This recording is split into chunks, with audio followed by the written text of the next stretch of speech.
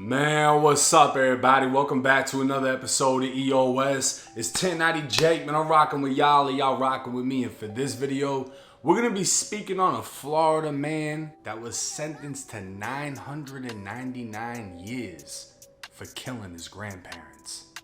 A teenager's in jail after a family says he shot and killed his grandparents over a family feud. Family members tell us Unita Hardy and Gregory Merritt were in their early 60s. A family friend was also killed in all of this. His thoughts, his actions, his words. Those three things prove to you, in this case, beyond a reasonable doubt, that this defendant committed 3 counts of premeditated murder. His statement to the police is credible because it is literally corroborated by all the other evidence in this case. And that is the same statement in which he confesses to 3 counts of murder. First on my list to see is Jadarius Jones.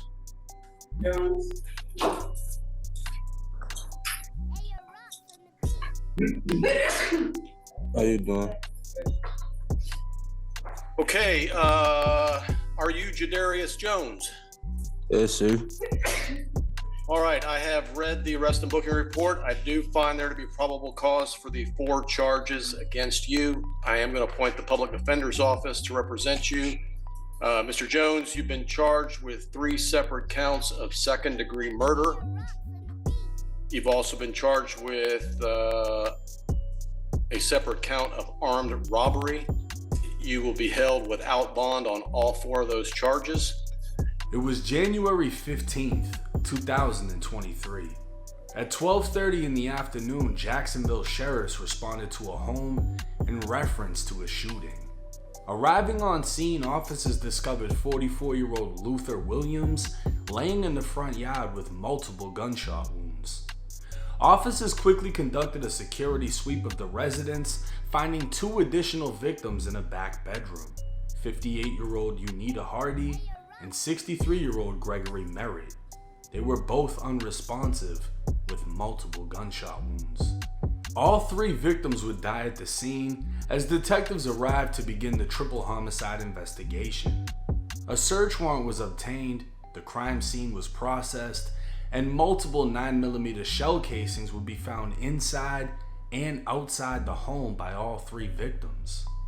It was determined all 3 met a violent demise, standing only feet away from their killer. A nearby neighbor, now witness, would tell detectives she observed an 18-year-old named Jadarius Jones arrive at the victim's home in a black Toyota Camry. He'd enter the home wearing a fanny pack satchel, and once inside was confronted by male acquaintances who were already in the home. The confrontation stemmed from an incident they found out Jadarius was involved in, and a physical fight broke out. Jadarius was seen running from the home on foot. Officers would observe a male matching the description of Jadarius at a home not far from the murder scene. He'd be detained by officers, identified as the suspect, and transported for an interview with detectives. A search of the home would reveal a fanny pack style satchel described by the witness. Inside was a wallet belonging to the victim found in the front yard. Speaking with Jadarius, the detective would read him his constitutional rights, and Jadarius would acknowledge he understood all of his rights and signed the form. Post Miranda, Jadarius would confess to shooting and killing all 3 victims. But these weren't just random people. Unita and Gregory were his own grandparents. The 18-year-old would be charged with 3 counts of second-degree murder, armed robbery with a firearm, and theft of a motor vehicle for stealing the victim's Toyota after the murder. The vehicle would be found in front of the home he was found at.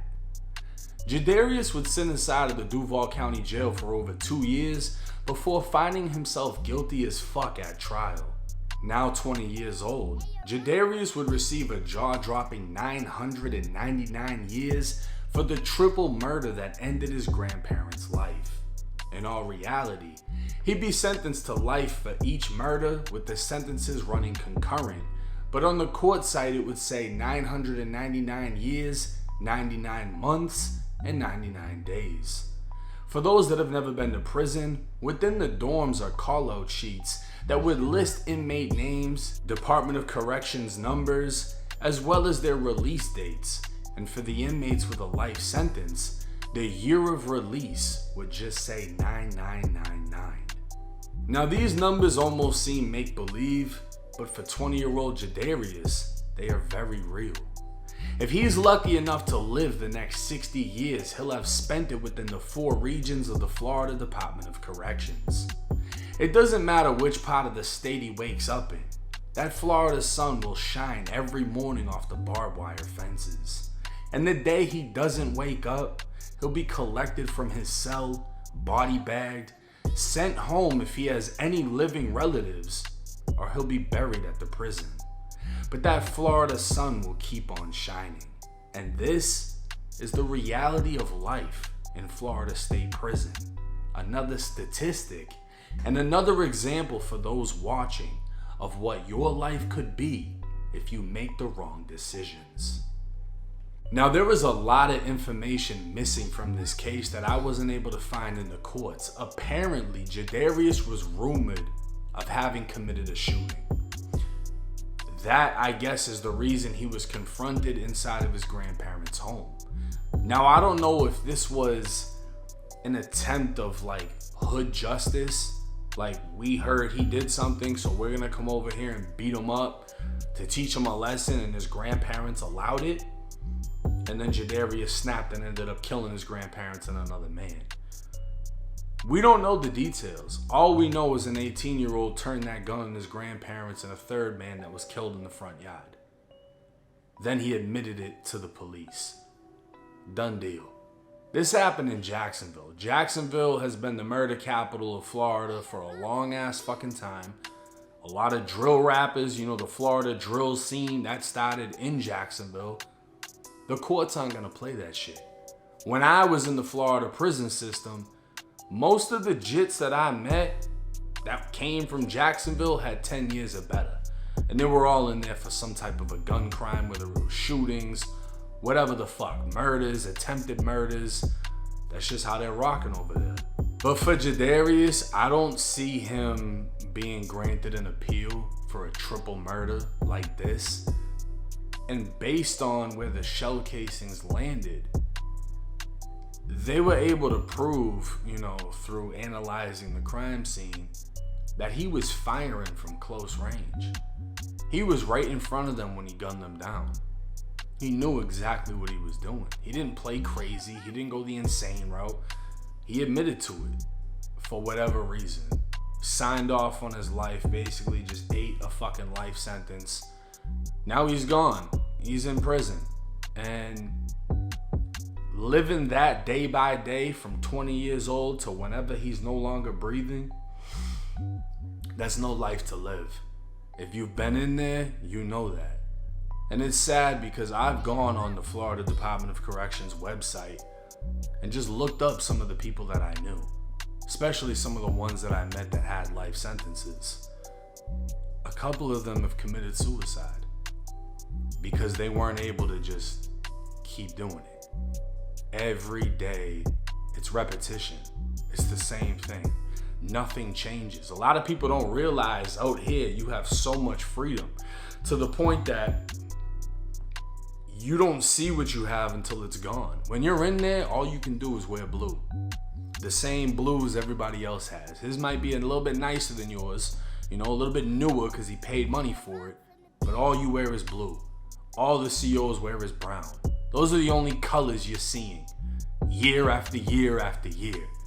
You know what I mean? You're used to the fucking heat because if you're not in one of the newer dorms, you're in the old school Florida prison dorms where there's just holes in the windows and there's no AC. It's hot as fuck. The rain gets into the dorm.